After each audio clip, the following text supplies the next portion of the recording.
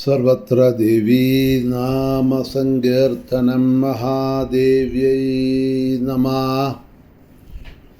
സുപ്രഭാതം, ശുഭദിനം. എല്ലാ ധന്യാത്മാക്കൾക്കും പുലർകാല വന്ദനം. ശ്രീമദ് ദേവി ഭാഗവത നിത്യപാരായണ പരമ്പരയുടെ ഇന്നത്തെ യജ്ഞവേദിയിലേക്ക് സ്വാഗതം. സപ്തമസ്കന്ധത്തിലെ 12-ാമത്തെ അധ്യായമാണ് അവലോകനം ചെയ്ത് നിർത്തിയത്. ഇന്നു മുതൽ 13-ാമത്തെ അധ്യായം തുടങ്ങണു. ത്രിശങ്കു വിശ്വാമിത്ര മഹർഷിയെ ചെന്ന് കാണുന്ന ഭാഗങ്ങളാണ് ഈ അധ്യായത്തിൽ.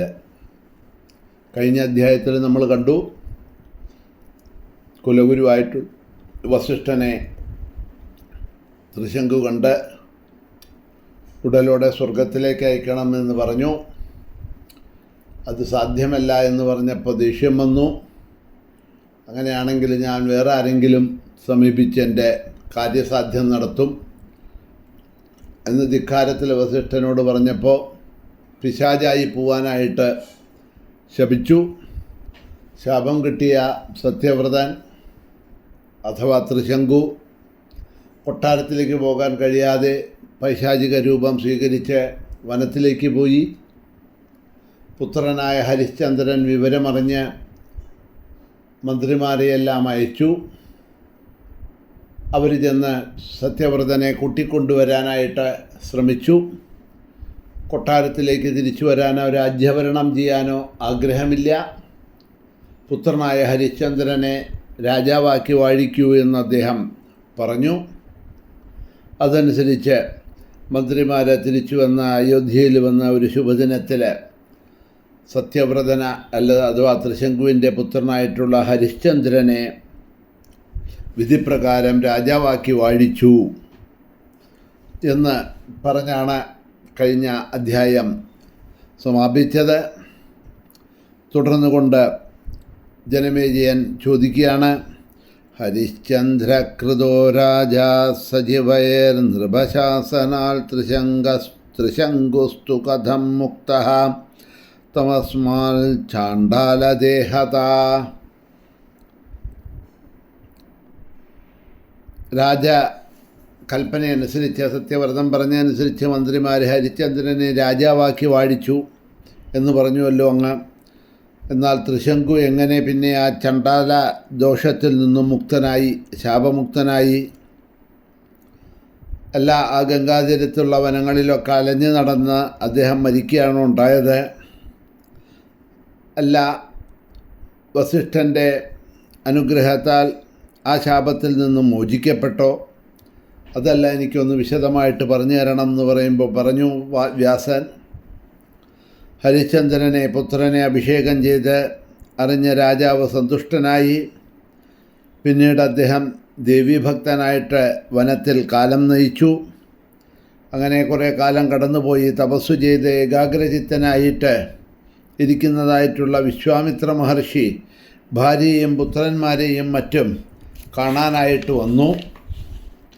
വന്നപ്പോൾ തൻ്റെ ആളുകളെ സുഖമായിരിക്കുന്നു എന്ന് കണ്ട് വളരെ സന്തോഷിച്ചു. പൂജിച്ചുകൊണ്ട് മുമ്പിൽ നിൽക്കുന്ന ഭാര്യയോട് വിശ്വാമിത്ര മഹർഷി ചോദിച്ചു, രാജ്യത്തെങ്ങും ക്ഷേമമായിരിക്കെ നീ എങ്ങനെയാണ് കാലം കഴിച്ച് കൂട്ടുന്നത്? അന്നം കൂടാതെ, ആഹാരം കൂടാതെ നീ എങ്ങനെയായി കുഞ്ഞുങ്ങളെ പോറ്റി ഈ കാട്ടിലൊറ്റയ്ക്ക് വളരുന്നത്? കാരണം ഇദ്ദേഹം തപസ്സിന് പോയപ്പോൾ കുറേ കഷ്ടപ്പാടുകളൊക്കെ സഹിച്ചിട്ടുണ്ടാവും തപസ് വിട്ടു വന്നപ്പോൾ എന്ന് വിശ്വാമിത്രനറിയാം. അതാ ചോദിക്കണത്. തപസ്സിൽ മുഴുകിയത് കൊണ്ട് എനിക്ക് ഇങ്ങോട്ട് വരാൻ കഴിഞ്ഞില്ല. ധനമൊന്നുമില്ലാത്ത നീ എന്താ ചെയ്തത്?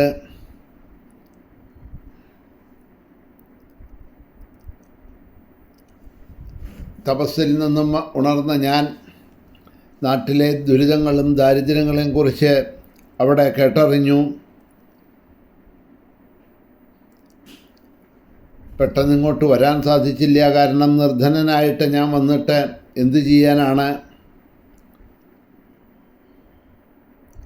ആ വനത്തിൽ വെച്ച് ഞാനും കുറേ പട്ടിണിയൊക്കെ അനുഭവിച്ച് കഷ്ടപ്പെട്ടു.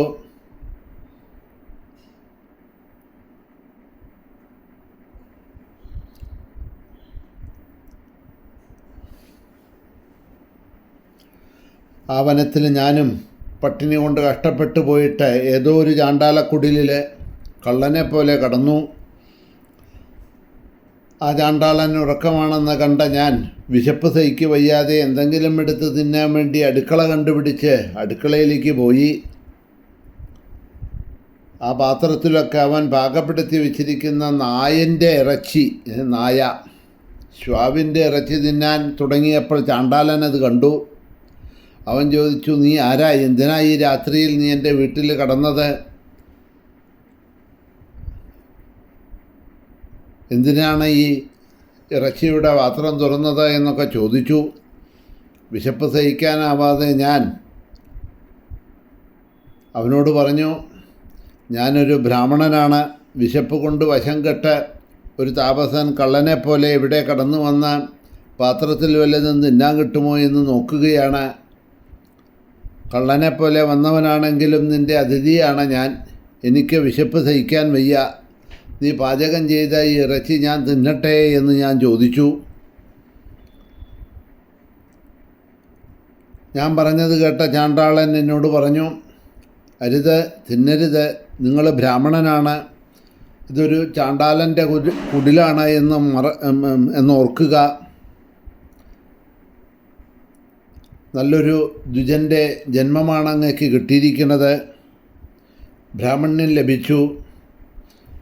ഇതൊക്കെ ജന്മത്തിൽ കിട്ടുക വളരെ പ്രയാസമാണ്. അങ്ങനെയുള്ള അങ്ങ് ഒരു വിധത്തിലും ദുഷിച്ച ആഹാരം കഴിക്കരുത്. മനു പറഞ്ഞിട്ടുണ്ടല്ലോ, കർമ്മം കൊണ്ട് അഗ്രാഹ്യരായിത്തീരുന്ന 7 അന്ത്യജരെ, ചാണ്ടാളന്മാരെ പറ്റി. കർമ്മം കൊണ്ട് ചാണ്ടാളനായ ഞാൻ ഉപേക്ഷിക്കപ്പെട്ടവനാണ്. അതുകൊണ്ട് അങ്ങ് ഈ മാംസം ഭുജിക്കരുത്. അല്ലാതെ എനിക്ക് തരാനിഷ്ടമില്ലാതെ കണ്ട് പറയുന്നതല്ല. വർണ്ണ സങ്കരദോഷം അങ്ങേ ബാധിക്കരുത് എന്ന് വിചാരിച്ച് ഞാൻ പറഞ്ഞതാണ് എന്നൊക്കെ ആ ചാണ്ടാളം പറഞ്ഞു.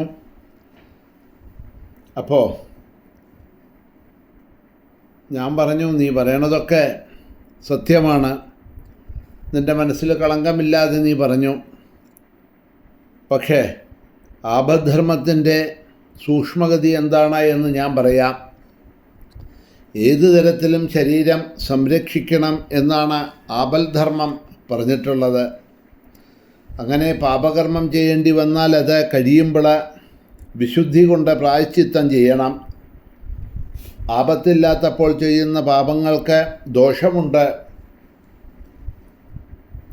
ആപദ്ധർമ്മമനുസരിച്ച് ചെയ്യുന്നതാണെങ്കിൽ ആ ദോഷം ഉണ്ടാവണില്ല.